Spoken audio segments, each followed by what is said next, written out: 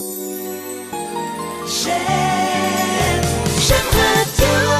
Radio, je vais vous demander de vous présenter.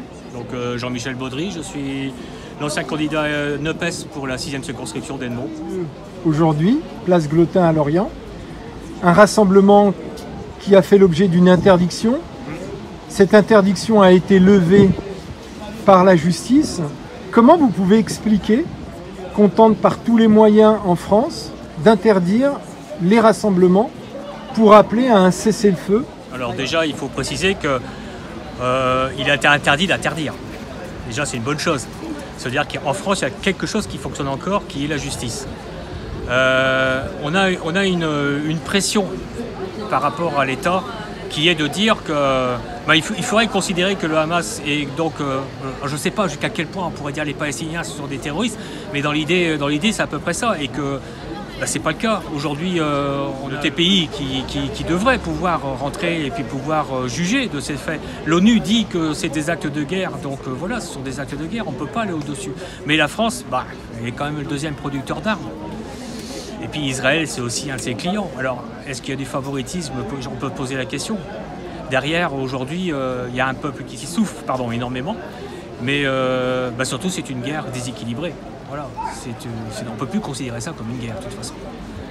C'est plus une guerre. C'est plus une guerre. La paix serait une mauvaise chose, en fait, pour le complexe militaro-industriel? La paix n'est jamais bonne pour les armes. Voilà, il faut être clair. Aujourd'hui, quelle que soit la situation, que l'on soit en Ukraine, que l'on soit en Israël, on part sur des conflits qui sont durs et qui durent très longtemps aussi, de toute façon. Et on est plusieurs fois, on a touché une troisième guerre mondiale. D'ailleurs, elle est économique, il ne faut pas se leurrer. On a une guerre économique qui est une guerre mondiale aujourd'hui. Donc l'intérêt aujourd'hui, c'est bien sûr de pouvoir vendre des armes. Et pour nous, ici en France, c'est un gros principe d'argent, parce que étant le deuxième producteur d'armes au monde, ça fait rentrer beaucoup d'argent dans la caisse. Et c'est pas négligeable à la fin de l'année. Dans NUPES qui a implosé, justement aussi par rapport à ce qui se passe actuellement dans les territoires occupés. Ouais. Comment se fait-il qu'il y ait eu ces dommages collatéraux justement par rapport à ce qui se passe au Moyen-Orient? Comment l'expliquer?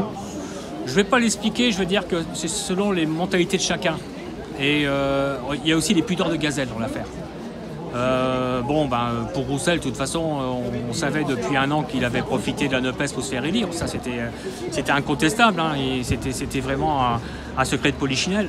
Après au niveau du PS et puis pays consort, eux, ils ont voulu jouer la simplicité et jouer le mot que nous, on ne veut pas dire. Qui est je ne vais pas le dire exactement, si je le dis, terroriste. Mais nous, on ne veut pas dire ce mot-là. Parce qu'aujourd'hui, on veut laisser la place justement à l'ONU et laisser la place au TPI. Et la seule position que l'on puisse défendre aujourd'hui, c'est de dire c'est un acte de guerre. Si l'ONU évolue dans le sens que c'est des terroristes, on évoluera nous aussi. Mais nous ne pouvons pas aller au-delà de ce que l'ONU décide. Et nous devons nous aligner par rapport à l'ONU. Voilà. Donc aujourd'hui, c'est la différence qui existe dans la NUPES, c'est justement que certains voudraient aller très vite et dire ce sont des terroristes, etc., etc. Mais nous, on refusera tout le temps de le dire. Alors on le voit au niveau national, la NUPES a implosé. Est-ce qu'il y a des conséquences au niveau plus local, à Hennebont, à Lorient, au niveau de cette NUPES? Non, pas vraiment, non, on continue à discuter ensemble, parce que de toute façon, il n'y a pas le choix. Hein. La NUPES, elle a éclaté, mais ils sont toujours à travailler ensemble. Donc, de toute façon, que ce soit la NUPES ou autrement, l'opposition de gauche ne peut pas travailler autrement qu'ensemble. Donc, de toute façon, que ce soit NUPES ou pas NUPES, et puis, c'est par définitif, non plus dans l'affaire. Donc, voilà, c'est en fonction des humeurs des jours, on va dire. Aujourd'hui, l'humeur est importante, c'est sûr, hein, c'est un gros conflit. Mettre Mélenchon en avant en disant que c'est sa faute à lui, c'est aussi la facilité des choses de mettre celui qui sort, de vouloir rapidement le mettre à la poubelle avec un couvercle et une tonne dessus. Le problème, c'est qu'il y a beaucoup de ressorts, il ressort, et il a son mot à dire, et sa position et sa façon de parler est la sienne.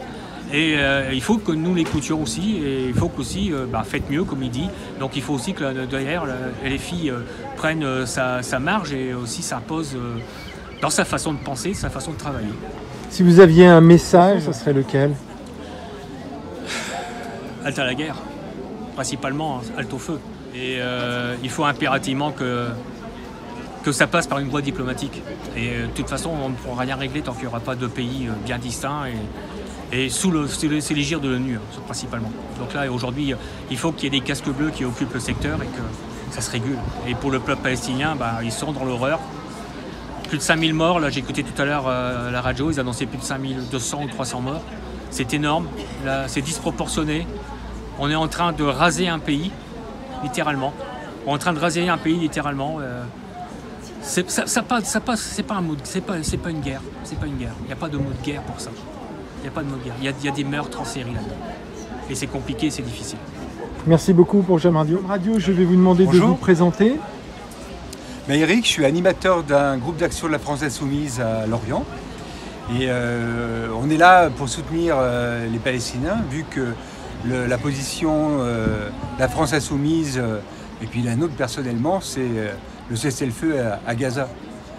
Parce que les morts palestiniens ou les morts israéliens comptent tous de la même façon. Merci beaucoup pour J'aime Radio. Je vous en prie. Ce soir seraient des anti-israéliens, proféreraient des paroles anti-juives, etc., etc. Vous vous rendez compte un peu dans quel état nous vivons? C'est inadmissible. On ne peut pas laisser passer ça. Et il faut que notre justice, et je pense qu'elle le fait, parce que partout les arrêtés, justement, des préfets sont annulés.